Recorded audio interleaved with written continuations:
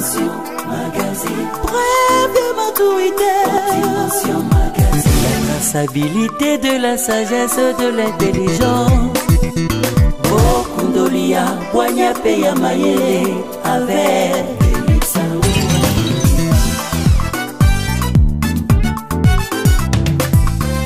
Dimension Magazine. Pour recevoir toujours de célébrités. Dimension Magazine. Balais à côté, balais à passion. Sois le bienvenu, il s'y faut contacter. Dimension Magazine. Mesdames et messieurs, très chers téléspectateurs, amis qui nous suivent de partout, vous connaissez très bien l'idéologie, l'authenticité, même de ces grands magazines. Nous recevons des diversités d'invités pour parler de tout et de rien. J'espère bien vous constater que on n'est pas comme d'hab, on est quelque part, on est à l'hôtel Pyramide. Là, on va faire cet entretien avec l'excellence. William Tino, ambassadeur universel de la paix, Thomas Moto sur le Ramalan, Mouna Bananzameni surtout. Restez vraiment branchés, installez-vous très confortablement dans vos fauteuils parce que ça sera quelque chose de bien. Merci à cette grande équipe qui me tient compagnie. Là, je suis en train de voir l'ingénieur David Matono, merci à Jonathan Ambel, merci à Arsène Wallace, merci à notre DG Louis Massaningo, merci à Mandego, tout va sauter de partout. Installez-vous très confortablement, ça sera quelque chose de bien pour parler de tout et de rien. Donc sans plus tarder, nous allons voir cet élément. Et voilà, on est donc c'est l'arrivée de l'excellence, l'ambassadeur universel de la paix, l'apôtre William Tindwa, le représentant légal de l'église Métagec. Bonjour excellence, je suis très ému de vous voir. Prenez place. Ok, merci, ça nous fait tellement du bien de parler avec vous. Merci beaucoup. Bonjour excellence, encore une fois. Bonjour. Justement, j'attends dans le retour à Zotalayo, la Kinshasa, la Wazabi, partout dans le monde, dans les présence là, encore de plus à travers ce grand magazine d'animation, na lingi kopesa bato nyonso ba Couleur TV na bato ya haute dimension. Tout à fait. Na pesi bango mbote mingi na PDG na bino Mundele. PDG Mundele na pesi mbote na aska kotala na organisation nyonso Arcel na sepeli mingi pona mission lelo pe na pesi bango mbote na kombo na Yesu. Merci beaucoup, excellence William Tindwa. Et ça, je suis tellement bien. Je souhaite déjà un bon retour à Kinshasa. Merci. Parce que vous étiez absent du pays, de la ville, province de Kinshasa, vous étiez à Kananga. Papa, vous avez Libanda, la mi qui l'a poté en Europe, vous avez l'exemple à Bruxelles, à Canada, mais au Lingi peut faire fond, la province, la mission, et bien là, serviteur de Dieu, il y a eu des années, il y a une distinction d'ailleurs. Là, c'est la place au luxe des alliés, la place où la facilité des alliés, mais il y a quand même place où démunis les alliés. Vous êtes là, présent pour nous recevoir la paix, pour nous dire na bomoto na yo, pe na ministère na yo. Qu'est-ce que tu peux nous dire à travers cette question? Nous avons un souci total, par exemple, na sens missiologique. Nous avons la missiologie en Allemagne. Na Osnabrück na ikotala mindele liloba nzambe tozoloba lelo soki na komi apôtre pasteur bishop tout consort na ba titre nyonso tolingi na lingi te to bosana makambo oyo tozoloba ya komiti ya ba titre ya pele ya nzambe na bomo na biso soki euti wapi. Mais le titre est encourageant. Non, le titre est conservateur. Conservateur, c'est-à-dire tu te prends un apôtre, tu te prends un bishop, tu as 100 na 5 ministères, na 9 dons, mais tu as des valeurs. La valeur est yango, puis euta wapi. L'île euta na Palestine, précisément na Palestine, Mésopotamie, Abraham. Après Palestine, Christ akufa kuna na obabengi na Juda, Nazareth tout consort. Ça veut dire tous en histoire makamazambe. Mais pour makamazambe et na Occident. Na tani na 5e puissance mondiale na tan ya ba romain. Christ a botami a côté pouvoir ya ba romain après ti na lelo tous na 21e siècle. OK. Merci. Il y a une histoire na sens mythologique chaque génération ezotambola na bahistoire mais biso tozali mais touta wapi kozali bamissionnaire bauta par exemple koza bato babima na Palestine na oyo babengi lelo Israël tout consort terre promise babima kuna bakenda kokufa Barthélemy bakufa na Inde toza na Pierre bakufa na Rome Paul bakufa na Rome koza bato ebele par-ci par-là toyei kotala les 12 apôtres au Christ atika bakufa na sens moko extraordinaire comme bato batortira bango pour l'évangile mais lelo nazotala ke bato bazo minimiser évangile bapasteur akomi lelo soki aza na mwa église na ye 4 baffle na mwasi na ye pembeni na mwana na ye azobeta synthétiseur na leki na ye azali kuna na chorale na mama bokilo na ye azali na caisse balingi badévaloriser évangile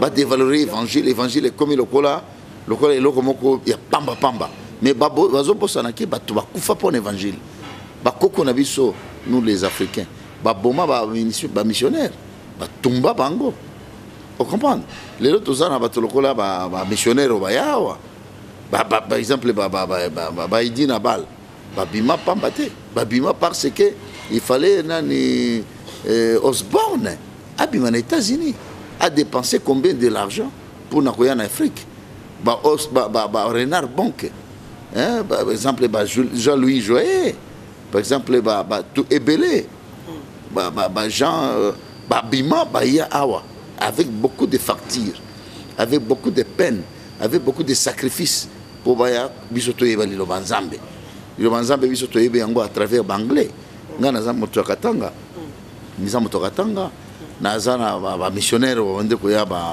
bamissionnaire anglais depuis Kamina ti na Kamina basali église 30e communauté nga naza mwana ya 45e communauté c'est-à-dire koza histoire processus ya makambo nzambe ce n'est pas oyo lelo mosala nzambe moto ngwa bima aza l'histoire moko te il y a l'histoire de l'évangile l'histoire de la missiologie alors on ne peut pas banaliser alors botala moto lokola défunt pasteur Vernon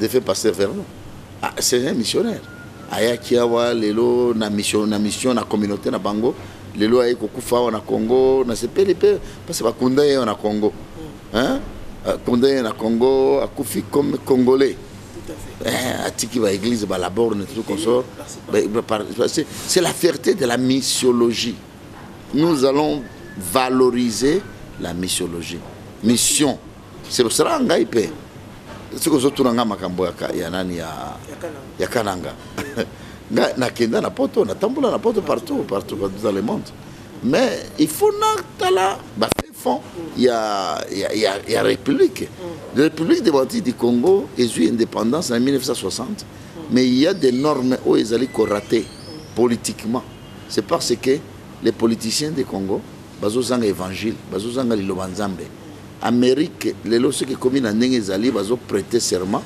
likolo ya Bible c'est la valeur les valeurs missionnaires les valeurs de l'évangile les valeurs de la parole de Dieu na Congo tozali na pays à tiers monde on peut pas dévaloriser l'évangile de Jésus-Christ on peut pas dévaloriser babengi missiologie on a besoin de la mission de la missiologie on a besoin des missionnaires mais ba missionnaires bazo bima awa oyo bazo fabriquer bazo créer bazo kozala formé par les missionnaires oyo bakufa na océan oyo bakufa na bamboka na biso bakufa partout mais bato bazo fabriquer awa bazo ça dit bazo former oyo bazo c'est dire ba missionnaire baza na esprit missionnaire te parce que ceux qui tozali na esprit missionnaire na Congo makambo ebele tozomona awa parce que la civilisation euti wapi bacolonialiste tango baye awa bayaki dernier bacolonialiste il y avait des missionnaires pour convaincre l'Afrique Congo par exemple les qui bien organisés il y avait des rois et des chefs chaque père empire tout consort mais pour convaincre bango ba déposer ba kisi na bango ba déposer ba culture na bango ba se plonger na makambo ya christianisme ou euti na occident euti na Moyen-Orient Il fallait pas convaincre Bango. Mais Bana va convaincre Bango. Des missionnaires catholiques, des missionnaires protestants. Mais nous, notre temps, notre époque, notre génération, notre âge, il faut tout valoriser la missiologie. Merci beaucoup, Excellence apôtre William. C'est par là que on a aussi fierté. Ça me fait tellement bien. En étant un homme de Dieu, en étant beaucoup de casquettes aux alentours, est-ce que l'évangile tout œuvre autour ça pour créer des stationnements quelque part? Et puis tout à l'heure, nous allons suivre une image, on dit parce que on affronte le peuple, on a déjà l'administration, on a arrivé à utiliser puissamment à travers ce corps magasin. Est-ce que au gré des stationnement et ça quelque part Benga les outils dans Genèse chapitre 12 Zamba Benguier, hein, j'ai rendu ton nom grand et toutes les nations de la terre seront bénies en toi. Nous sommes des nations, c'est-à-dire je suis nation congolaise. Alors il faut tout garder la capacité la valeur. Merci beaucoup, Excellence William Tino, ambassadeur universel de la paix. C'est le visionnaire de l'église Métagec qui est située sur l'avenue Boumba à Lipen, derrière le marché de Lipen. Si vous venez là, vous allez voir l'église Métagec, mission tabernacle de Jésus-Christ. Merci d'avoir de retour à l'absolu de tout. Donc, numéro dans la séance, total papa azali na mikila poto atamboli azona Kinshasa alinga iso kozona mikila poto takena na progrès total ndi ba maki na kana ndenge lekaki et puis de kozona poto de continuer cet entretien avec l'excellence William Tingo. Suivons l'image. Ya yo fandi mpoto pe Mateo kasi fandi poto kokisa nyonso après avoir tout accompli sur la terre. Ozwi kombo koleka ba kombo nyonso bapesi ngwende koleka ba ngwende nyonso ofana na ngwende tongama na maboko ya moto te menize ya ngwende na yo nde nani yo nabotama nakuta yo Nzambe na se na moi nakoleka kotikala Nzambe na se na moi Abraham aleka kasi oza Nzambe na se na moi lelo naza na esengo akonetola ngwende na yo oh ya ya oh ya ya ayo ya ya oh bokozi na yo oh ya ya ya yanga motema nasopa liboso na roi de roi ya ya ziba kuna kintu umo ile mimi utakunywa chakula utakulia hatutafanya kintu juu ya Mungu.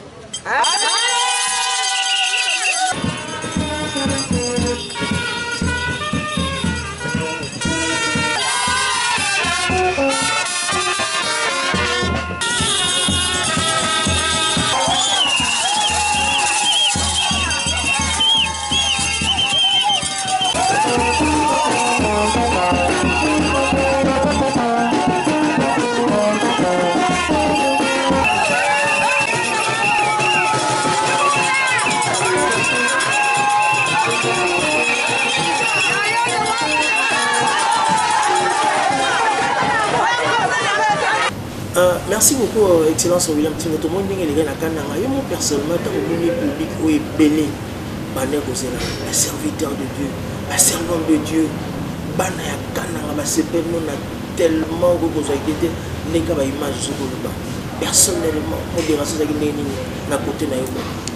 dans ce pays, d'abord, on a pasteur Boniface Mbolo, Autopécie Mbote. C'est un grand pasteur. Nakana bando côté mingi na pasteur Willy Chipam. Tondo kutara na pa pasteur Célestin Kabango. Mais na à travers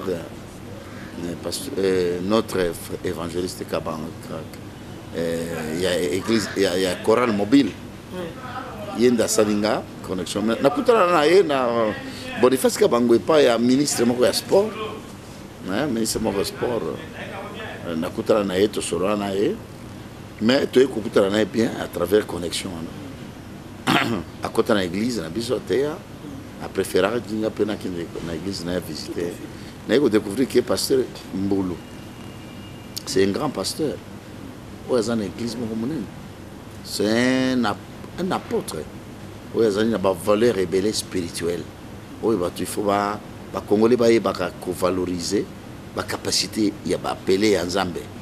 Au lieu de l'esprit à condamner les pasteurs, il faut que la la culture.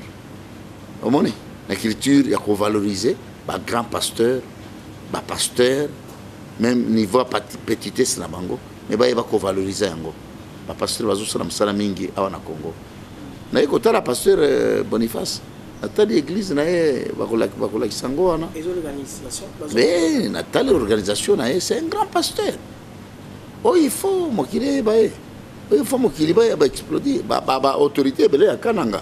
Ba uti l'église na mais balobala été malheureusement. Balobala été batanga été, il parle d'autres choses. On est à parler sur Boniface Kabang. Minga ya apôtre Tindo. Nazolo ba sur Boniface Kabang, c'est un grand pasteur. C'est un homme de Dieu. Bon, nakei kuna nakuti kuna na organisation nae, na grâce à organisation nae, hein, nakuti que c'était très bien organisé marathon, il y a 20e anniversaire. Hein, après, nazaki na comité ou il y a organisation nanga et précédent qui pona okende kotala organisation de Salema.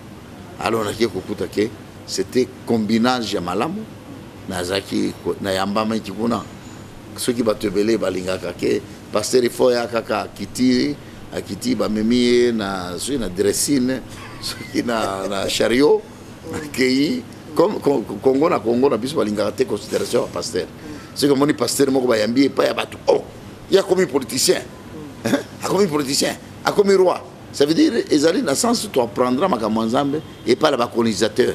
Bon, il faut aller ta pantalon, il n'y a pas d'éléphant. Là, tu pantalon, pas d'éléphant.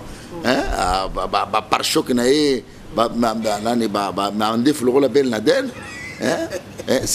c'est ça la sainteté. Mais si le pasteur a bien habillé dans l'aéroport, pour Nabango, c'est l'orgueil. Il faut changer cette conception. Tout à fait. Conception, il y a comme il la Kamakamwanza, mais là-bas congolais, il faut échanger. Na c'est pas mingi na pasteur Nano Babengi Amen TV. C'est Mutombo Kalombo. En tout cas, na apprécié mbote sikazali. Ou à combien de niveau parce qu'il y avait des Nigériens seulement que nous les Congolais commencent à se convertir d'être les Nigériens. Au comment on va passer nous va comme pas Dadu. Faut check. Moi, je suis francophone. Je vais appeler mon père spirituel comme mon père spirituel. Tout à fait. Pas être complexé d'être Dadu. Mais dans le bana bateau bino baby na Kinshasa comme Dadu.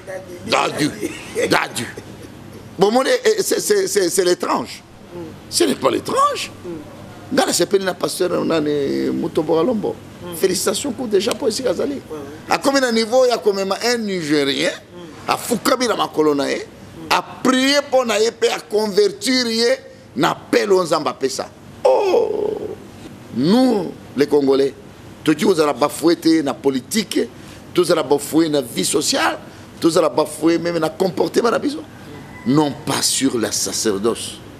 Sur sacerdoce, sur les noyaux spirituels, on ne peut pas être ridiculisé. Parce que Dieu lui-même nous a honorés. Il y a une capacité spirituelle, il y a des dons différents. Mais sur le comportement et sur la culture congolaise, nous sommes en train de se bafouer partout. Nous les pasteurs. Non, on ne peut pas être encore esclavagisé, même sur les normes sacerdotales. Moi, on avait ça.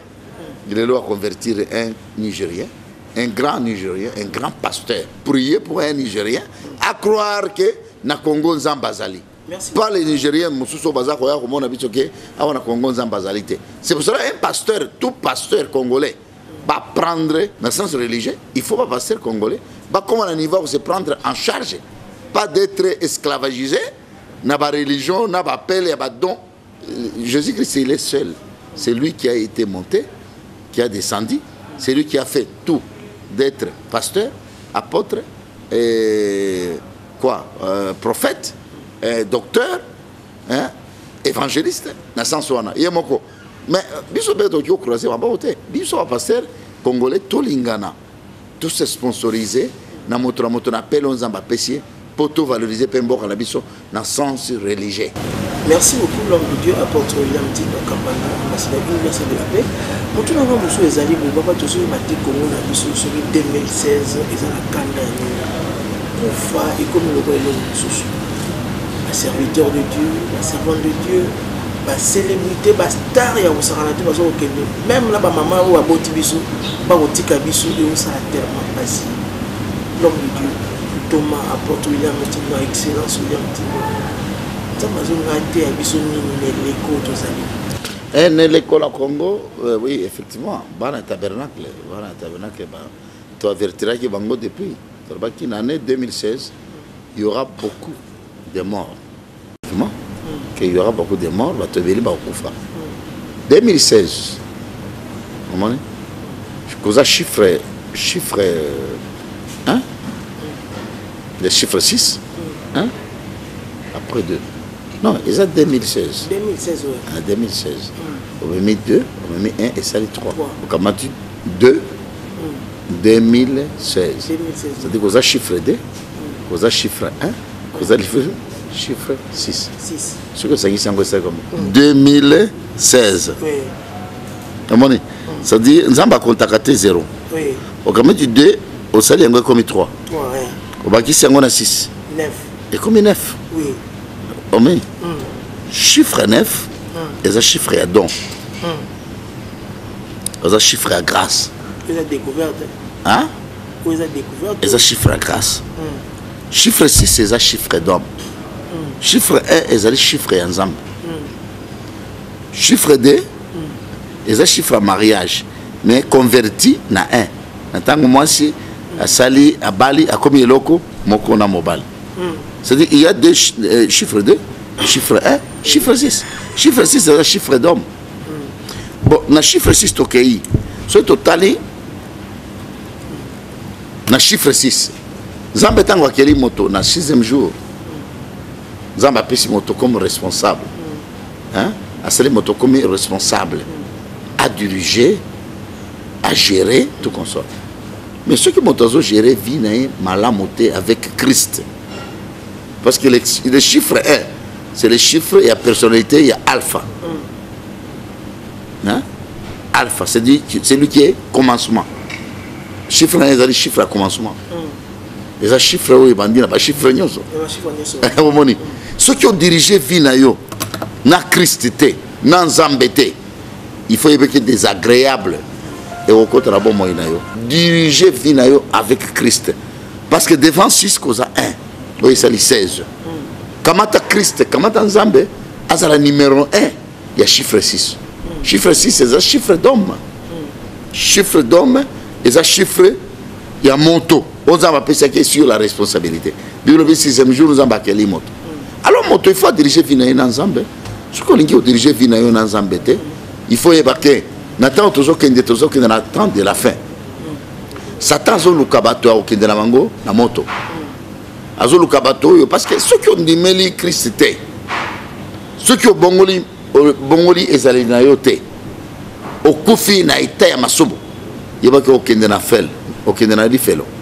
Merci. Il faut créer vie en 2016 avec Christ. C'est ce que je dis, Batubeli bazo kufa. Bazo kufa te pour l'année. Et ça, image, c'est la prophétie. Et ça, il y a un avertissement. Il faut diriger votre vie avec Christ. Il faut diriger votre vie avec Dieu. Landa ondambe alobi ponayo. Kokufa te na kati ya masumu parce que kokufa bato babele bakufi woni na 2016 bato belé bakufi. Na lobi te bakufi pour la sens ya masumu na masumu. Koza ba musu bakufi parce que ba yebi Christ. Koza musu bakufi ba yebi Nzambe. Alors 2016 ça mal géré. Dans le monde, il y a esprit de mort. On va dire généralement qu'on a vu ce esprit de mort. Mais cet esprit-là, moi, ils ont dirigé. Oyo et quelqu'un, année 2016. ils ont l'ingé arraché batebele baku sans Dieu batunyo so bazo koye kanga il faut le cas église il faut le cas pasteur non moto ko sayo teke ba pasteur ba aventurier et tous sont des aventuriers. Tous sont des aventuriers. Merci. Mais il y a aussi d'autres gens qui se respectent.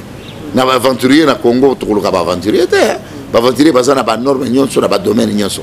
Mais yo moko il faut la convaincre ou s'attacher na eloko esika vous allez convaincre. L'homme de Dieu, merci beaucoup pour la liwa. Kimia pe ezala mabota et bandeko tout azo ko ngisa batu eza malamu kana ndenge papa na biso tu ko ba la porte William tina maso universel de la paix ezala malamu ko kufa na Christ ke ko kufa na Christ te wana ezali ndeko na ngai ko yebela na eleko ko tozali. Alors excellence William tina ka tozo ba mambo oyo kufa oyo Koffi Olomide à Lukayo, ça fait beaucoup de temps, beaucoup de jours, pendant 3 semaines, on a accepté l'invitation et puis à Odeko Koufoula, on n'a pas assister. Mais raconte na yona Koffi Olomide et suscita beaucoup de problèmes na Congo et puis par le monde. Nous sommes assez bien de la Koffi Olomide, nous sommes assez bien de Koffi Olomide. Mais à toi, au moment où bandeko musuba osala musala mususu te on est bien en profane ba mususu ça mususu on est bien en religieux tout ba chrétien étant un père spirituel et puis ambassadeur universel de la paix na genre esprit voilà ko yesu ko animer bato na biloba loba ba congolais pour ko répondre missionnaire la toute la image et oui bi ngai sur les biloba loba ba congolais na komaki na niveau sur je m'en fous. Comment je m'appelais, je m'en fous de tout. On est à la résidence des DJ Quadra, star des stars. Excellence était venu pour le rendre visite. À qui j'ai dit bonsoir. Bonsoir. DJ Mopa au Quadra, j'ai vos impressions. Vous solo il peut tellement bien débrouiller Banakal. Étant que grand artiste de l'Afrique centrale, précisément à Mbokanabiso, qu'est-ce que tu peux leur dire? Déjà, ils tous se retrouver. Naouti osala nzembo moko eza na 13e apôtre te comme nango frère de terre c'est-à-dire maman mi alobaki que bandeko mosusu toza na bango oyo kaka tokutani na mabele na mokili ya Nzambe c'est-à-dire bato moko boye tokotambola ensemble pe nde kosala makambo ebele na vie le mosusu mpe na ndeko na libuma mama moko boye oza mosusu bosalaki lokola ba excellence William Ntindwa aza frère nanga. Vraiment.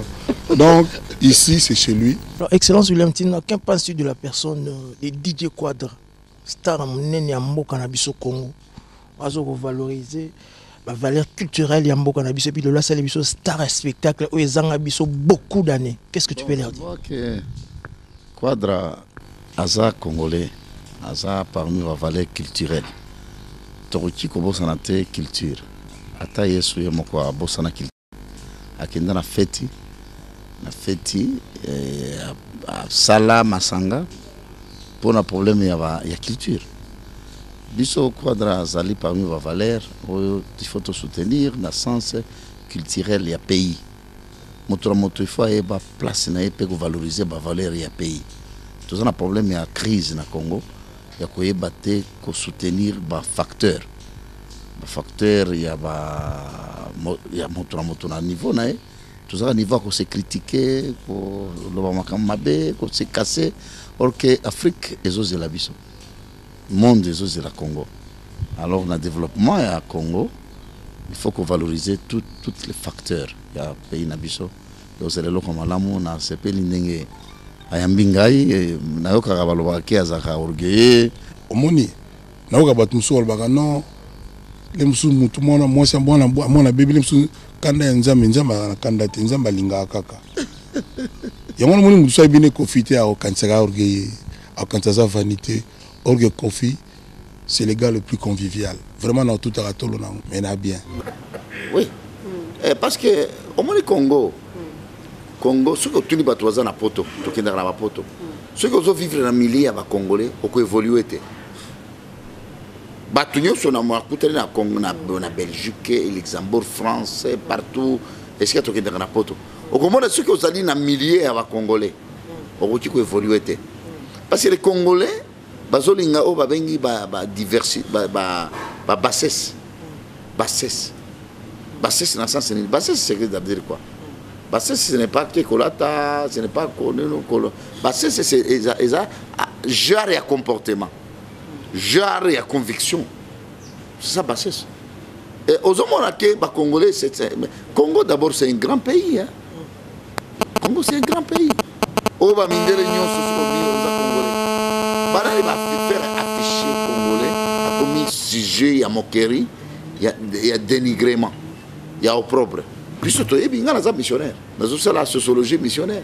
Nous avons la capacité, il y a vie sociale.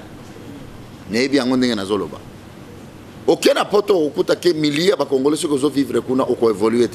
Pourquoi? Congolais a lingi ko tonga, a lingi ko valoriser moto, a lingi te ko valoriser capacité ya moto, na talent aux ambapessiers, a ebi angote. Ingratitude. Moto sarisio lelo yo balukeri lobby.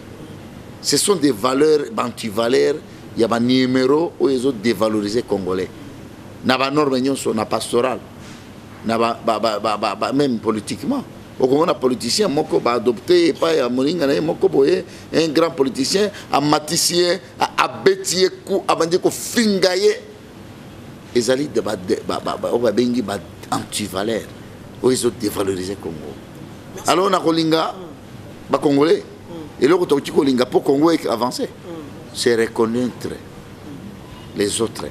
Mais Congolais, ce qui apprendre, que trahir Congolais moussouté, que finga Congolais moussouté, que dénigrer Congolais moussouté, c'est là où le pays n'abisso et que ça l'a délivré. Partout,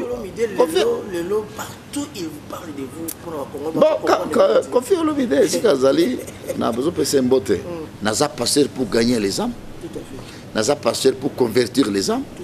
N'a pas passé pour prier pour les gens. Je suis aussi passé pour le développement de mon pays. Vous comprenez? Alors, il ne faut pas qu'on mette un emballage. Il y a des raisonner dans le sens du développement du pays. Moi, je suis démocrate. Je crois dans la démocratie, sur la liberté. Je crois pas dans la manipulation.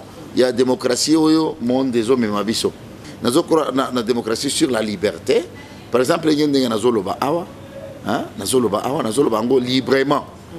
Sans que nous ayons poursuivi quelque part. Nous croyons en l'argument nangai, na ba capacité au nazoloba. Nous croyons en la démocratie. Nous croyons en la démocratie et la domination. Mais nous croyons les sous na évangile sur le développement. Comme le colonialiste Bayakiawa, Nalanda qui ministre, ancien président, Azali ministre à CPT. Abandon le sur comment école et comment tout consort. C'est un grand historien. Où il a décortiqué l'histoire. Mais il faut église à l'élo. Église à temps où et Thomas Louaka, excellence aussi Kazali. Na sepeli mingi na histoire na yazo si je connais le Congo. Si je connais le Congo en tout cas sepeli na yango. Ils ont éveillé conscience il y a une génération. Ils ont aboutir à historien, politicien, une histoire, ils ont embrouillé, mais il y a une innovation dans la génération présente pour voir qu'est-ce qui se passe. Après, l'église, il faut contribuer à développement. L'église, il faut contribuer à développement spirituel, moral, mental, intellectuel. Nous croire dans Makambouana. Merci beaucoup à Thomas William Tindo. Le 15 juin, les hommes ont célébré dimanche dernier, dimanche passé ici. La récitation, avant tout le monde, on a tout à l'heure,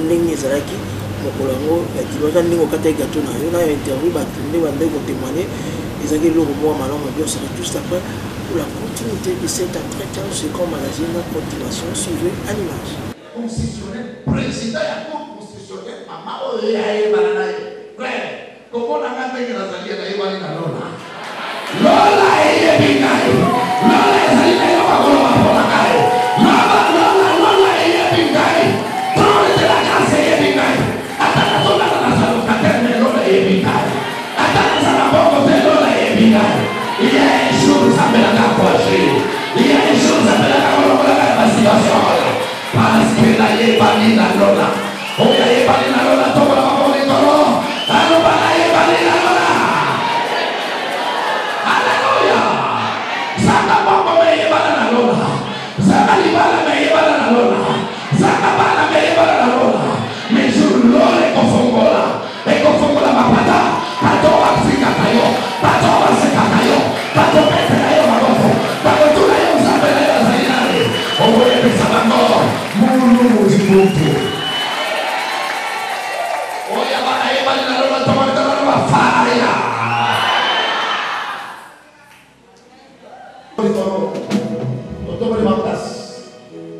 Au nom de Jésus.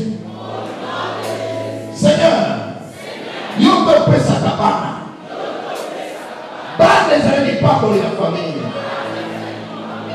To pesi bana na biso la maboko na yo. Seigneur, au pesa Salomon sagesse na intelligence.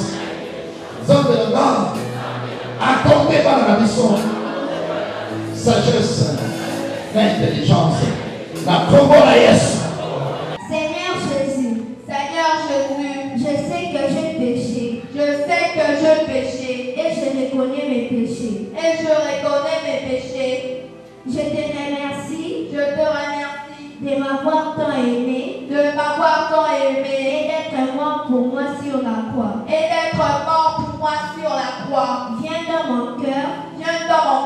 Et pardonne mes péchés. Je te prends comme mon Seigneur et mon Sauveur. Dès maintenant et à jamais. Bon anniversaire, papa William Dubois. Il est Dubois, Dipia, Chidimou, Chilenga. Et papa William Dubois apporte. Anniversaire.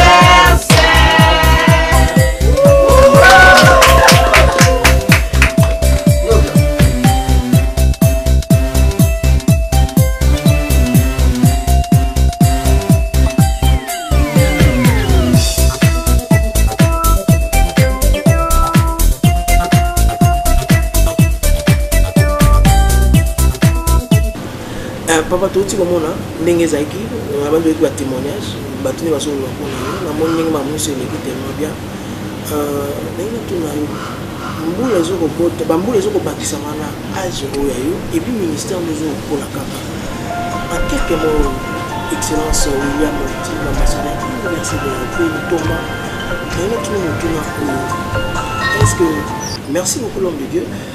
Et ça, je suis tellement du bien à travers ce grand magazine. On se retrouve tellement cala. La télévision, il y a maillot tellement cala. On a tellement cala. Et nous sommes tellement bien. Vous avez lancé 40 jours de prière, marathon de prière. Ils ont la dénomination. Vous avez lancé une chaîne de prière, 40 jours. Vous avez tellement plutôt placé bien en haut. J'implore les secours de l'Éternel. L'homme de Dieu pour te comprendre, pendant 40 jours. Et bien, qui sera des intervenants dans la micro-colonie? Parce que ceux qui 40 jours ébimés, 12 jours ébimés, 30 jours ébimés, il y a eu que monte de la métagère dans cette fois-ci, l'organisation est en train de toujours bien on va y métagère qui va y force na yango. Tout à fait. Va y puissance et vision. 6600 volts. Zamba pesa biso. Zamba pesa biso. Hein? Ba to lancer prière. Oui, ko banda mercredi.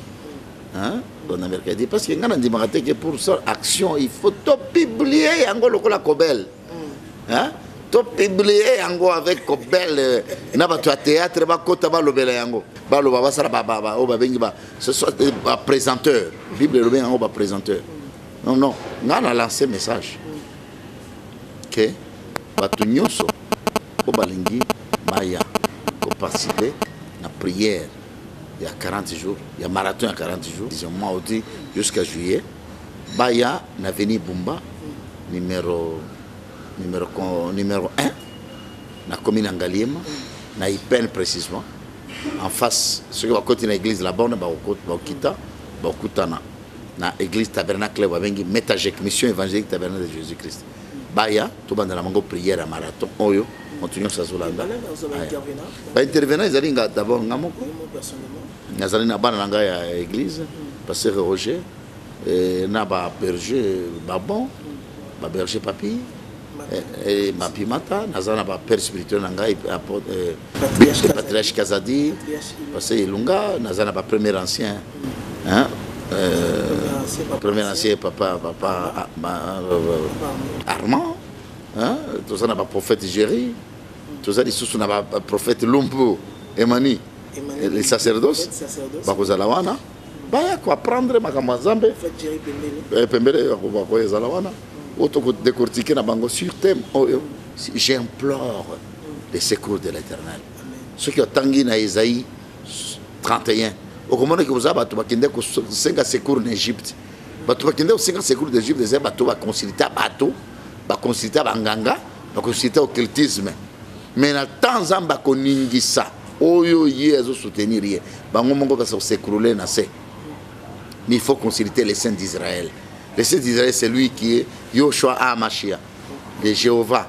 Il faut te consulter la prière. De Dieu, dis-moi, tu as dit na itonga, tu sais pas qui na ningi ozoko kotina batu na bolingo. Ko yebisa batu ba za bolingo parce que ingratitude pe égoïsme complexe et tondi na mboka na biso Congo na ba plan nyonso tout ko banda likolo tina se. Mais na sepela ki na mo ozo ba agapao. Parce que mikolo zo vanda mingi wana. Attends, mais c'est à traiter ce grand magazine. Non. Dis-nous, papa, comment on peut faire venir amour na kati ya ba congolais et puis na ba etongo na biso ba passer ba tika ba dérapage ba tika ko rendre ba compte na ba télé et puis on se plie comment les hommes de Dieu peuvent utiliser le média. Koza amour ezali na 1 Corinthiens chapitre 13. Ba to le amour. Mais ba le barader ba diversité amour. Il y a l'amour du mariage, l'amour conjugal. Amour familial, amour et nation, amour et nation. Kozali amour, babengi, amour y a ami entre amis. Koza amour académique, koza pe amour ecclésiastique, amour de Dieu. Amour de Dieu, tu comparer au tena amour. Koza amour y a travail. Mais tu comparer tena amour nyonso, amour agapao, amour qui est supérieur de tout l'amour. C'est l'amour de Dieu. Nzambe akamati moya pesi yango naba somuki. Hein? Naba somuki. Nzambe akamati mbula pesi yango moto nyonso. Apesi moto choix ya choisir o yalingi. Atiki pe attend. Aluka asara choix. Vous comprenez? Amour pe nzambe ya pesi biso, apesi biso mwana na ye alikinda. Aya kokufa pona biso. C'est l'amour de Dieu. Il faut église était sur l'amour de Dieu. Il faut politique qui batte sur l'amour des nations. Il faut amour académique, batte amour scientifique. Il y a kolinga ba leçon, na ba capacité oyo ba professeur bazo pesa. Cause amour ya mariage. Il faut amour ya mariage ezala. Mais ba amour nyonso ezako chapeauter ba amour nyonso et l'équipe amour nyonso, c'est l'amour de Dieu. O ba benyango amour agapao. Oyo ezali na Romain na Corinthiens 1 Corinthiens chapitre 13. Voilà l'amour de Zoko décortiqué dans l'église. Merci beaucoup l'homme de Dieu. On est vraiment presque à la fin de cette entretien. Et ça nous fait plaisir à ton ambassadeur universel de la paix, ambassadeur de la paix. Là-bas, nous avons l'image à l'initiation. Néni et Zoko le Gamin, qui penses-tu il y a dialogue dans le Canabiso, dans le Congo? Parce que le tiraillement est à côté du gouvernement. Il y a un apôtre. Pasteur, apôtre, homme de la parole de Dieu. Oui. Nazapé, ambassadeur universel de la paix, médaillé d'or. Médaillé d'or. Je suis un homme d'État. Je suis un homme d'État, je suis Nazali, partenaire à l'État. Parce que l'État n'a pas la personnalité civile comme représentant légal. Connu. Tu vois, personnalité civile n'a pas ce jour, moko, na grand frère Soni Kafuta. Na maman Olang, Nanga, toujours na salle moko. Vous comprenez? C'est-à-dire, je ne suis pas pasteur moko. Je suis pasteur honoré. Gaïna Koloba, le point de reconstruction de notre pays est un dialogue. Il faut battre sur token de la dialogue pour tout le bas. Dialogue. Merci beaucoup l'homme de Dieu. On est vraiment à la fin de cet entretien. Ça me fait tellement du bien de vous recevoir à travers ces grands magazines haute dimension. Parce que si vous êtes là, au Tonga et Belé, na Katabiso, on a des journalistes, on a tout de partout. Ça nous fait tellement du bien. Comme je vous avais dit tantôt, c'est l'apôtre William Tingwa, ambassadeur universel de la paix. Hein? Ambassadeur universel de la paix, Thomas, l'homme social, l'homme des trois fleurs, Kagayoana, Papa Nabiso Molimo, Papa Nabiso Zaranaï, toujours tout ces années tellement bien. Partout dans le monde entier, là, il y avait internautes. Excellence, pour en finir avec vous, à Kigali, à Luxembourg, au Canada, aux États-Unis, à Abidjan, à Côte d'Ivoire, en résumé, qu'est-ce qu'on peut retenir de cet attentat? Parce que vous êtes en face de la caméra, l'apôtre William Tindoa parle. Na pesi bana nanga nyonso, bana spirituel on a boti. Pasteur Augustin, pasteur Placide, Colin Béa, bana nanga mosusu baza na France, Janine, pasteur Eliezer, pasteur Janine, sœur na biso prophétesse Janine na mboka Luxembourg. Na pesi tout le monde, même ba maman Mélanie, ba maman Denise, batu nyonso, ba maman Yoyo, Toya, Évangile Toya, papa Moulaji na Katanga, na boti bana ebele, na mosusu na uti kosola na ye, aza na États-Unis, na tikala na ye na 2003, a Benginga lelo. Ça veut dire je suis un père, ya batu ebele. On a formé, on a contribué au développement spirituel et à la République démocratique du Congo, et psychologique et social. Alors on a relinga ko pesa bango mbote nyonso na pesi na bana nangai ya molimo baza ba autorité na mboka ba Machako Mamba ba recteur Labani ba mama ebele to pesi bango ba mbote nzamba pambola bango nzambe pe abatela bango. C'est ça on a aussi dit ça. Pasteur, les premiers, mon premier ancien Arma, pasteur Roger, merci beaucoup, c'est par ici, nous étions dans cet entretien avec l'excellence William Tin, ambassadeur universel de la paix, donc l'homme 6600 votes, David on a deux fois. Vous avez une bonne appréciation, il faut mettre la félicitations dans l'album Merci, maman Bodé, maman Lydia, tout parler là-bas, ils sont toujours côté la biso. En tout cas, on a pu se beauté sur nos compatriotes. En tout cas, Arcel et tout, on a pu se beauté. Na Batua Couleur TV, Zamba Pambola Mango. Merci beaucoup à toutes ces personnes qui nous ont suivis de partout, Kinshasa, Brazzaville, l'internet. Ça me fait tellement du bien d'être en face de vous pour présenter cet entretien. C'est grand magazine d'animation.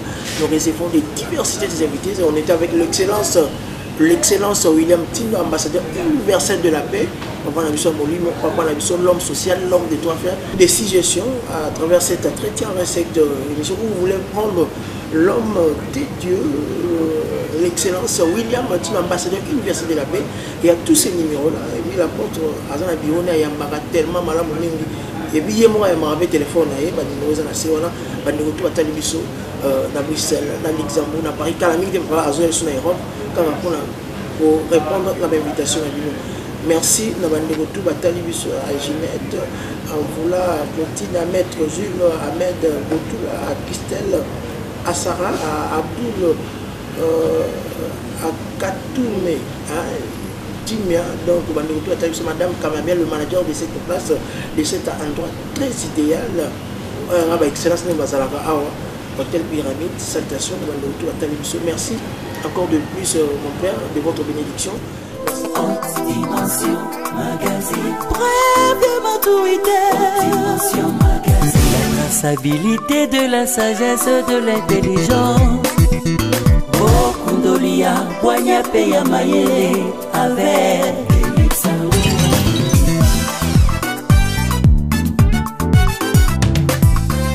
Dimension Magazine. Pour recevoir tout genre de célébrités. Dimension Magazine. Balez à côté, na balez à kati. Sois le bienvenu, il suffit de nous contacter. Dimension